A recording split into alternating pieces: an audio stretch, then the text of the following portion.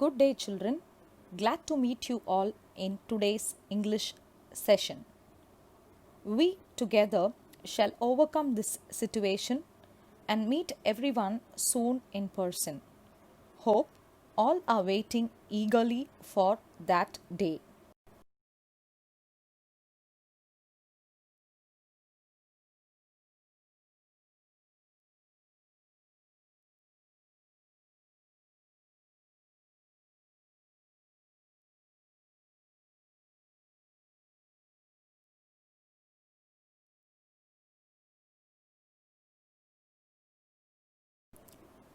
Let's stay positive always.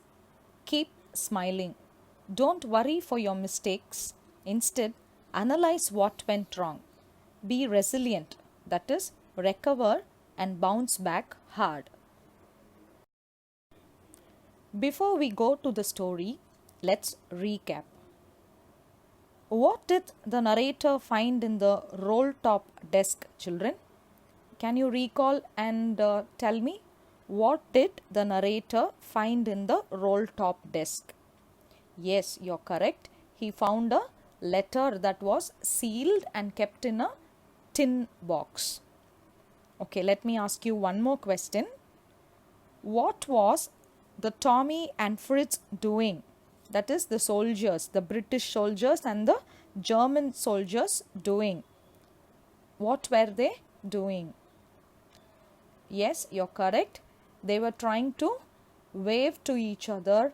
They were trying to wish each other on a Christmas Eve. Okay, children. I hope you are all thorough with the previous part of the lesson. Let's now continue the story and get to know what is going to happen. Children, we saw in the previous session that the Fritz initiated to wish the Tommy, that is the British soldiers, a very happy Christmas. Okay, and now let's see what these British people are going to do in return. When we had got over the surprise, some of us shouted back, "Same to you, Fritz, same to you." I thought that would be that. We all did. But then suddenly one of them was up there in his grey greatcoat and waving a white flag. "Don't shoot, lads," someone shouted, and no one did. Then there was another, Fritz up on the parapet, and another. "Keep your heads down," I told the men. "It is a trick." But it wasn't. So, as the German soldiers and the British soldiers continued wishing each other, they greeted each other on the Christmas day. This Jim Macpherson, he thought, okay, this all will end with the greetings. He thought, okay, they have now greeted each other, and so now we will all get back to our own trenches and we will see our work. That is what he thought. But then suddenly there was one guy who waved a white flag. As I already told you, if a person waves a white flag, then they are ready for peace talks. Okay. And then suddenly someone shouted, "Don't shoot." See, they are waving the white flag, so don't shoot. Then there was another Fritz soldier, and as one by one the soldiers got to get up, this Jim Macpherson got a doubt whether they are playing a trick on them, whether they are showing the white flag and trying to enter into their boundary and attack them. So he had a doubt, and that's why he said, "Keep your heads down," because he thought it was a trick. But actually it wasn't a trick at all. Okay. One of the Germans was waving a bottle above his head. "It is Christmas Day, Tommy. We have schnapps, we have sausage, we meet you." Yes, by this time there were dozens of them walking towards us across no man's land and not a rifle between them. Little Private Morris was the first up. "Come on, boys, what are we waiting for?" So now the German soldiers, they started waving the bottles that they had in hand. They had some drinks in their hand, and because it was a Christmas day, they had their snacks also. They had the snaps. They would have got it from their homes. Maybe their family would have sent them some snacks or something special for this Christmas season, right? So they got this snaps. It is a German drink. And then they had some sausages. Sausages are cylindrical food items.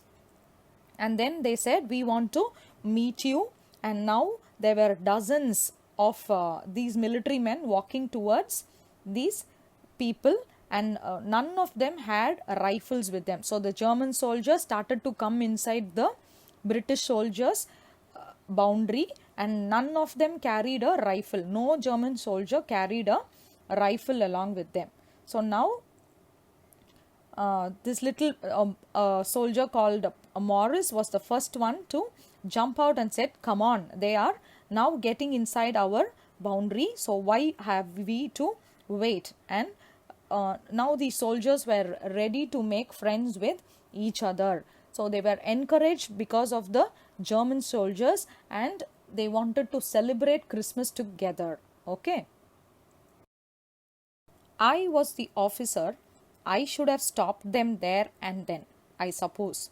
But the truth is that it never even occurred to me I should. All along their line and ours, I could see men walking slowly towards one another, grey coats, khaki coats meeting in the middle. And I was one of them. I was part of this. In the middle of the war, we were making peace.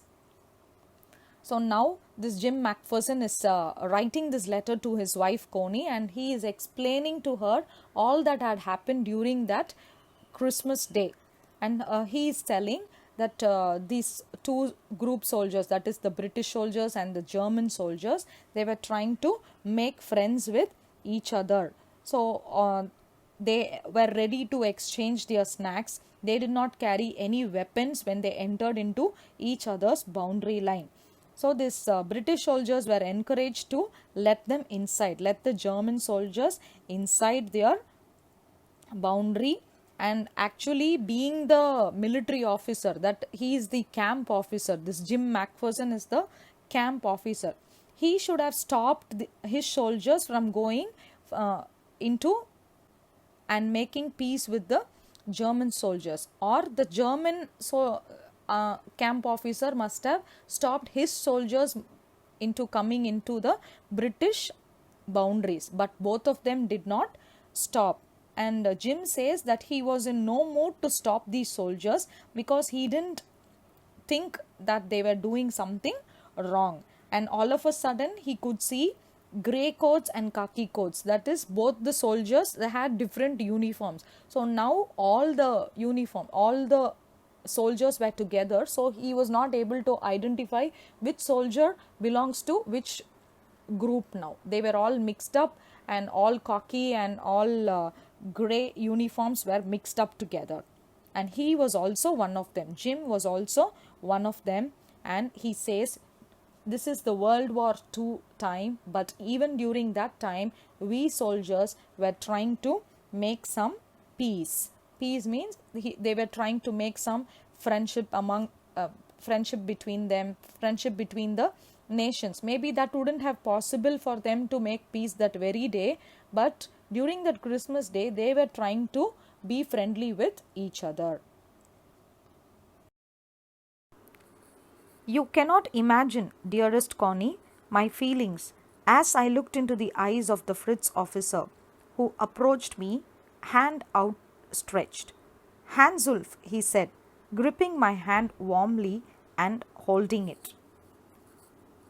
Now, this Fritz officer, that is the German officer, had also entered into the boundary of this British people along with his soldiers to celebrate Christmas.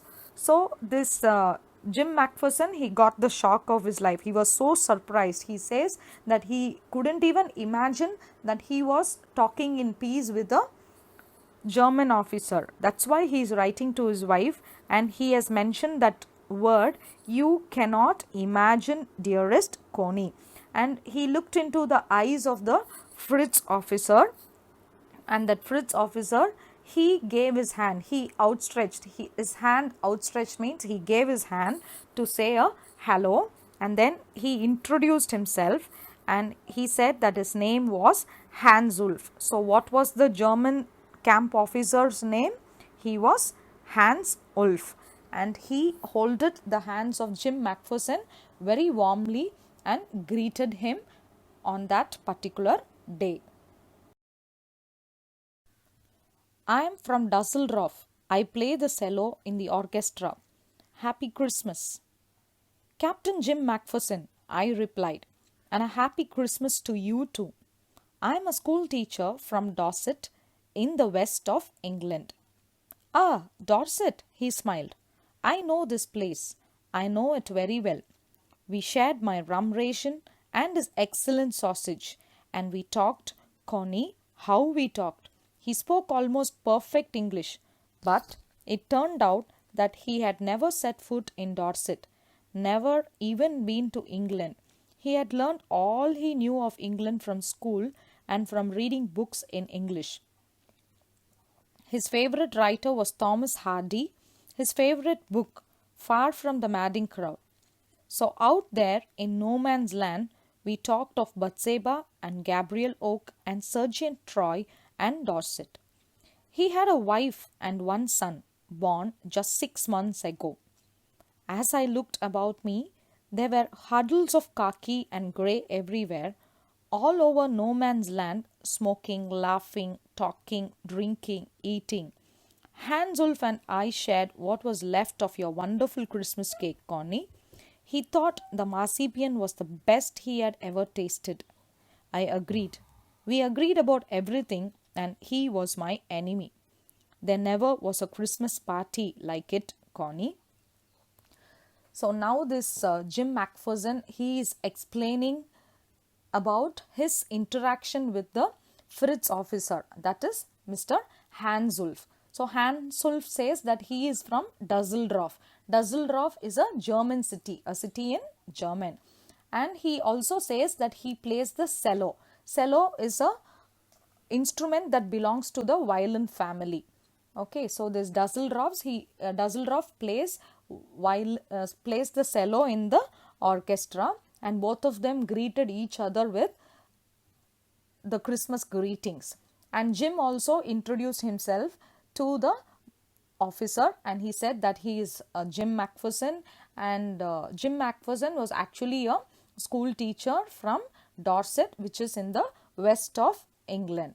And both of them exchanged a lot of talks. They were talking about their favorite books, their favorite writers, and they discussed a lot of things. They developed a good friendship among themselves.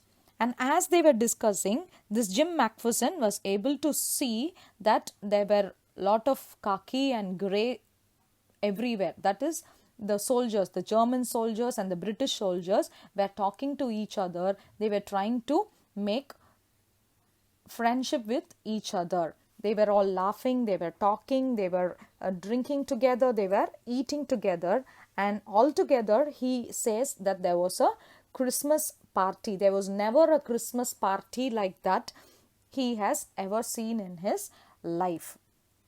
And both this Hans Ulf and Jim Macpherson shared whatever they had also. They had some snacks with them, and Jim had given Hans Ulf a Christmas cake that Connie had made for him.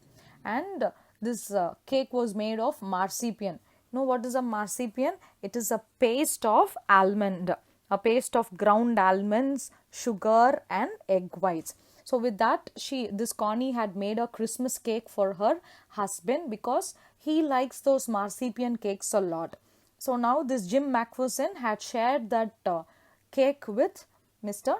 Hans Ulf, and Hans Ulf had tasted that, and he also agreed that that particular cake tasted so delicious. It was so good, and both of them agreed on that point. They talked a lot. They agreed on various other points, forgetting that both of them were from enemy countries. They both actually forgot that they were amongst war. They forgot that and they were trying to make friends with each other.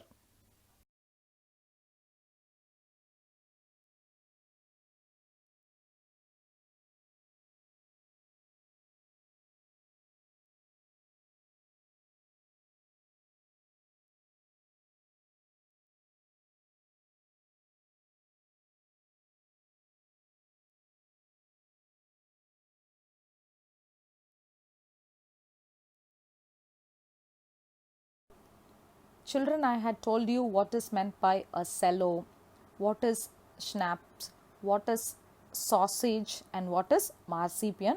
Here I have attached the pictures of those. You can have a look at these pictures. Then someone, I don't know who, brought out a football. Great coats were dumped in piles to make goalposts. And the next thing we knew, it was Tommy against Fritz out in the middle of no man's land. Hans-Ulf and I looked on and cheered, clapping our hands and stamping our feet to keep the cold as much as anything. So, as these soldiers were talking, as these camp officers were talking with each other, they saw that somebody had brought a football, and now the soldiers were getting ready to play a football match. In a war field, you cannot imagine a goal post. So, now these soldiers, they removed their whatever coats they had, they removed it, and in no time they now created a goal post, and soon the match was going to start. It was going to be Tommy versus Fritz, that is German versus British, and they were about to have an interesting football match. And both the officers, they did not even stop the match. They were looking at them, they cheered for them, they clapped their hands, and they stamped their foot also. But they were trying to stamp their feet because it was a very cold evening, and for them not to feel cold, they were doing all these things and trying to encourage the players, that is the soldiers who were ready for the game now. There was a moment when I noticed our breaths mingling in the air between us. He saw it too and smiled. Jim Macpherson, he said after a while, I think this is how we should resolve this war. A football match. No one dies in a football match. No children are orphaned. No wives become widows. I prefer cricket, I told him. Then we Tommies could be sure of winning, probably. We laughed at that. So, as the match was going on, these two officers again continued their discussion, and the Fritz officer continued the conversation. He said, Jim, I think this is the best way to stop this war. We can have a football match. No one will die in a football match. No children will be orphaned. That is, they will not lose their father, and no wives will become widows. The wives will have their husbands forever. They will not lose their husband and become a widow. If the countries are going to solve their opinions or solve their difficulties through a football match, then nobody will die and no children will become orphan or no wife will become a widow. That is what he was trying to tell. And as they both were speaking to each other, they were feeling that they were talking to each other in a friendly manner, and the air was mingling between them. He noticed that their breath was mingling. That is, they had a good rapport among themselves. They were trying to talk peace with each other. So, as they were talking, now this Jim Macpherson told, in that case, if you people want to have a football match, I will say that we people will want a cricket match, because cricket originated in England. That's why he says we will have a cricket match instead of a football match, because the English people are better in winning the cricket matches. He told that, and both of them laughed at each other at this statement. And together we watched the game. Sad to say, Connie, Fritz won, 2 goals to 1. But as Hans Ulf generously said, our goal was wider than theirs, so it wasn't quite fair. The time came, and all too soon, when the game was finished. The schnapps and the rum and the sausage had long since run out, and we knew it was all over. I wished Hans well and told him I hoped he would see his family again soon, that the fighting would end and we could all go home. I think that is what every soldier wants on both sides, Hans Ulf said. Take care, Jim Macpherson. I shall never forget this moment, nor you. He saluted and walked away from me slowly, unwillingly. So both the officers, they were watching the game, and finally Jim says that the German soldiers won the game. They had 2 goals, and this Tommy, that is the British soldiers, had 1 goal. So 2 goals to 1. And but Hans Ulf was very generous. He was a broad-minded man, and he told Jim Macpherson that the Tommy people's goal was wider than the German people. So it was not at all a fair game. So he had a very common opinion. They both talked with each other, and finally it was time for all of them to go away because the game got over, the snacks, everything was over, and it was almost time for them to go and settle down in their trenches now. So now both of them tried to wave each other, and Jim was talking to Hans Ulf, and he said, I hope all this war will soon end and you shall go and meet your family very soon. And Hans Ulf also said, I think this is the wish of every soldier. Every soldier wants to go back home and see their family very soon after the war gets stopped. And both of them bid goodbye to each other, and they both said to each other that they cannot forget that particular moment because they had made peace with each other. He saluted and walked away from me slowly, unwillingly, I felt. He turned to wave just once and then became one of the hundreds of grey-coated men drifting back towards their trenches. That night, back in our dugouts, we heard them singing a carol and singing it quite beautifully. It was Silent Night. Our boys gave them a rousing chorus of While Shepherds Watched.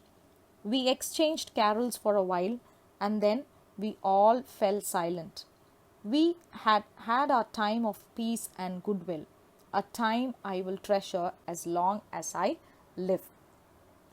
So now Jim Macpherson continues his letter, and he says that Hans Ulf saluted from that place and walked away from him very unwillingly. He did not want to go back. Hans Ulf actually did not want to go back and fight against these people the next day, but it was his job.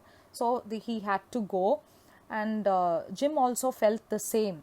But no other go. They are soldiers. They have to fight for their country. So he turned. Hans Ulf tried to turn and wave him, but he was not able to identify because he was one among those hundreds of grey-coated men who were going back to their trenches. So all the soldiers from both the sides went back to their dugout. A dugout is a place, a shelter made for soldiers. That is, they dig the hole in the ground and they cover it, and that's why they call it as dugout. So now the soldiers went back to their dugouts, and as soon as they went back, these German soldiers were singing some carols because it was Christmas season. They were singing some carols, they were singing some nice songs, and it was very beautiful singing from them. They sang a song called Silent Night, and the boys, that is the British soldiers from this side, they sang another song called While Shepherds Watched. So both the troops, both the camps were exchanging carols for some time. They will sing one song, in return these people will sing another song, and then everything went on silent, and they had their time of peace, they had their time of goodwill. Even amongst war time, these people, these two groups of soldiers were trying to make some peace. And that's why Jim says that he will treasure it, he will cherish those memories till he lives in this world. Dearest Connie, by Christmas time next year, this war will be nothing but a distant and terrible memory. I know from all that happened today how much both armies long for peace. We shall be together again soon. I am sure of it. I folded the letter again and slipped it carefully back into its envelope. I kept awake all night. By morning, I knew what I had to do. So now the letter was going to come to an end. Jim again mentions his wife's name, and he says, Connie, I think by next Christmas this war will end and this will become a memory. Obviously the war will become a terrible memory only, because so by the end of the war so many soldiers would have lost their life, so many families would have missed their loved ones, and that's why he says it will become a terrible memory. So but he says from all that had happened that particular day, he comes to know that how much both the armies, both the soldiers, both the side soldiers are longing for peace. They just want this war to come to an end. And finally he finishes off the letter saying that he shall come back home soon, and both he and his wife will be back again soon together. And he says he was very sure of it, and he finishes the letter with his name, your loving Jim. Okay, so now this man who got the roll top desk from the junk shop, he was only actually reading this letter. His name is Michael Morphago, and now he understood what he has to do, and he folded the letter, he put it back again into the envelope. He was not able to sleep the whole night because something was disturbing him a lot. He was very emotionally disturbed, and finally he decided what he had to do the next morning. Okay. I drove into Bridport, just a few miles away. I asked a boy walking his dog where Copper Beeches was. House number 12 turned out to be nothing but a burned out shell, the roof gaping, the windows boarded up. I knocked at the house next door and asked if anyone knew the whereabouts of Mrs. Macpherson. Oh yes, said the old man in his slippers. He knew her well. A lovely old lady, he told me, a bit muddle-headed. But at her age she was entitled to be, wasn't she? 101 years old. She had been in the house when it caught fire. No one really knew how the fire had started, but it could well have been candles. She used candles rather than electricity because she always thought electricity was too expensive. The fireman had got her out just in time. She was in a nursing home now, he told me. Burlington House, on the Dorchester Road, on the other side of town. I found Burlington House nursing home easily enough. There were paper chains up in the hallway, and a lighted Christmas tree stood in the corner with a lopsided angel on top. I said I was a friend come to visit Mrs. Macpherson to bring her a Christmas present. I could see through into the dining room where everyone was wearing a paper hat and singing. The matron had had a hat on too and seemed happy enough to see me. She even offered me a mince pie. She walked me along the corridor. Mrs. Macpherson is not in with the others, she told me. She's rather confused today, so we thought it best if she had a good rest. She has no family, no one visits, so I'm sure she'll be only too pleased to see you. She took me into a conservatory with wicker chairs and potted plants all around and left me. So the next day morning, this Michael Morphago, that is the narrator, he drove into a place called Bridport. That is what the address on the envelope had stated. So he went into that place, and it was just a few miles away, and there he saw a boy who was taking his dog for a morning walk. He asked the boy where this Copper Beeches was, and when he went there, he found out that the house was nothing. There was nothing in the house, and it was a burned out shell. Everything in that house had burned out by the when he went and saw. It was actually destroyed by fire. You remember we learned the roll top desk had scorch and burnt marks on it. So maybe because of the fire that had happened in the house, that roll top desk also would have got fire and got destroyed. There was no roof, the windows were also fully destroyed. It was boarded up, means it was fully covered with wooden boards. Okay, and this man, this Michael Morphigo, he went to the next house and he knocked the door, and he asked if that person knows Mrs. Macpherson, and the reply came from the neighbor that Mrs. Macpherson was a muddle-headed. Muddle-headed means always a confused person, and because she was an old lady, everybody thought that she was a muddle-headed person. And then they told that she was 101 years old. She was inside that house when the house got caught fire, and the reason for the fire is what they told, because of the candle lights. This lady was not used to this electricity, and she thought that electricity was very expensive, so she did not use electricity. She had the habit of using only candles, and so one might be the candle fell on something, some paper or some roof or something like that, and it caught fire, and the entire house was in damage. The firemen came and they took her out at the correct time, and now she is not staying here. She is staying in a home. She is staying in a nursing home which is in Burlington House on the Dorchester Road, which is on the other side of the town. These were the details that the neighbor had given the narrator.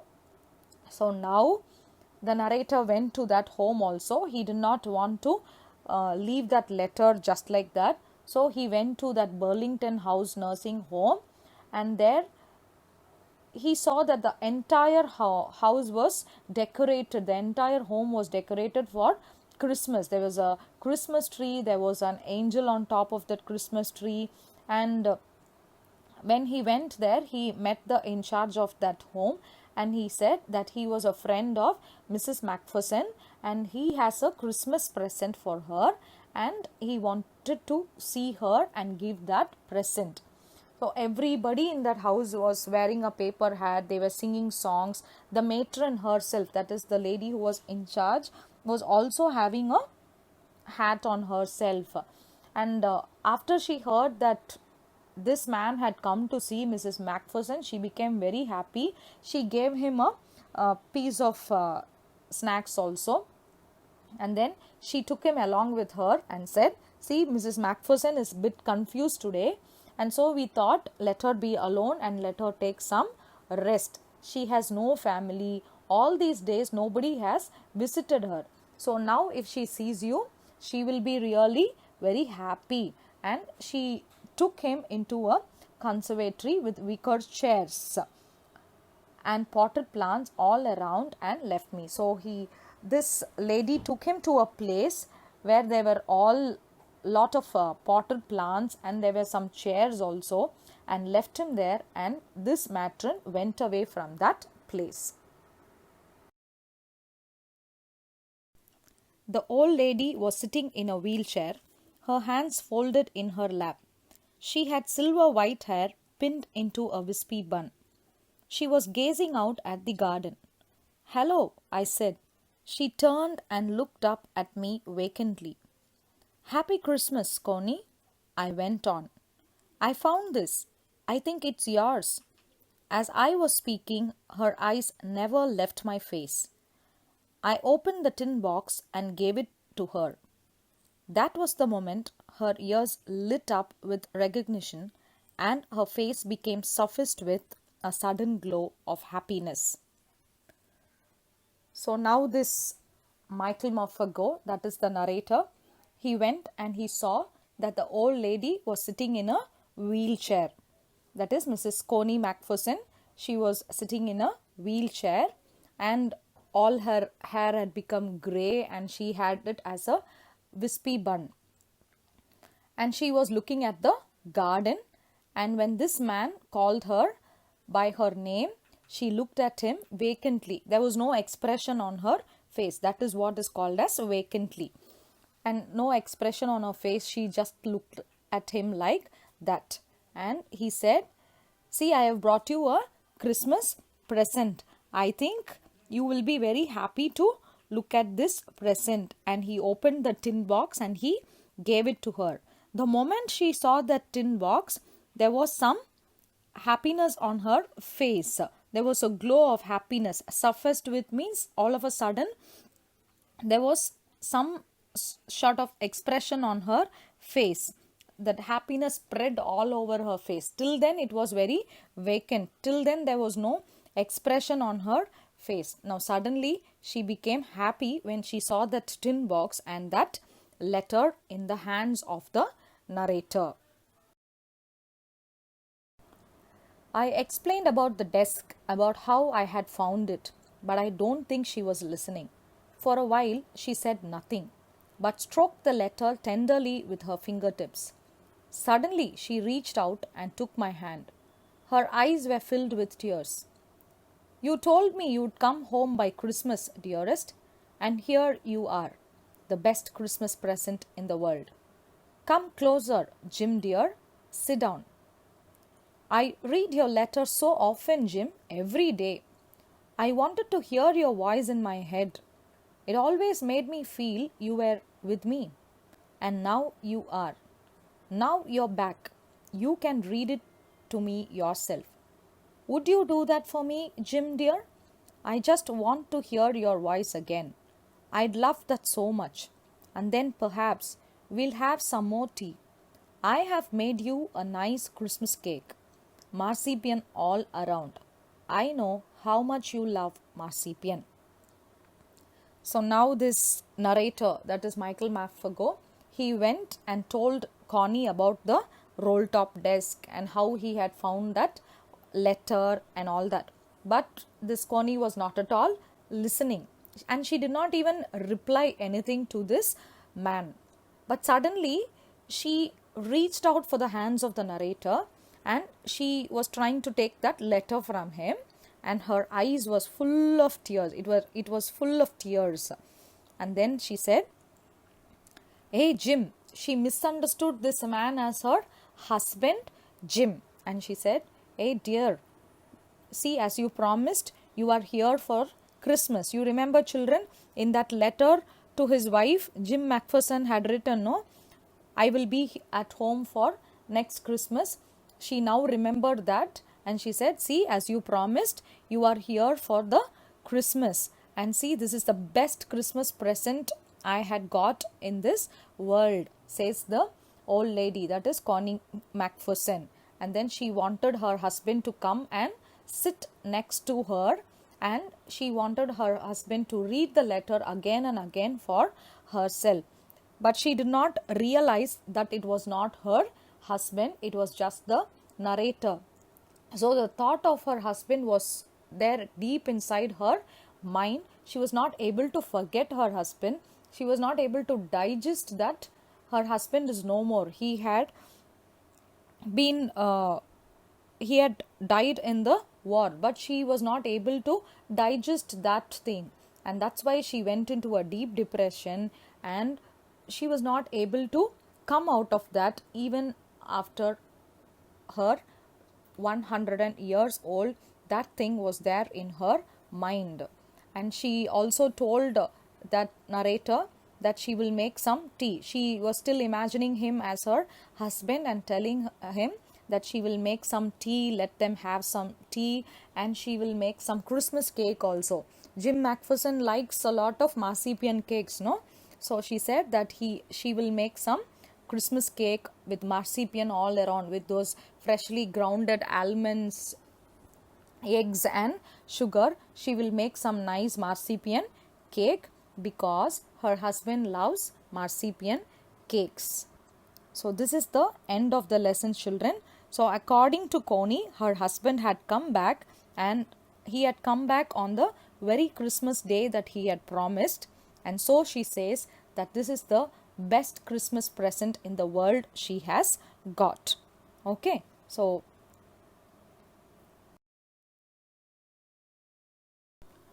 children, now that we have completed the lesson, I want you to do the working with language exercise. I shall send you this as the PDF in your WhatsApp group also. But before that, let me discuss about how you have to do this. So there are some sentences from the story. The first question says that you have to read those sentences and underline the verbs that are in past tense. Last year in your grade 7, you learnt about tenses. So you know what is a past tense. So you will underline all the verbs that are in past tense. Verbs that are in past tense. Okay. And apart from that, you have some fill in the blanks also using the correct form of the verbs in brackets. You know how to apply those verbs, and along with the tenses, you have to check the verbs and you have to fill in the blanks. This is one part of your assignment.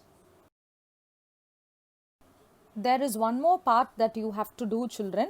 Here you have to underline the verbs and arrange them into two columns, past and earlier past.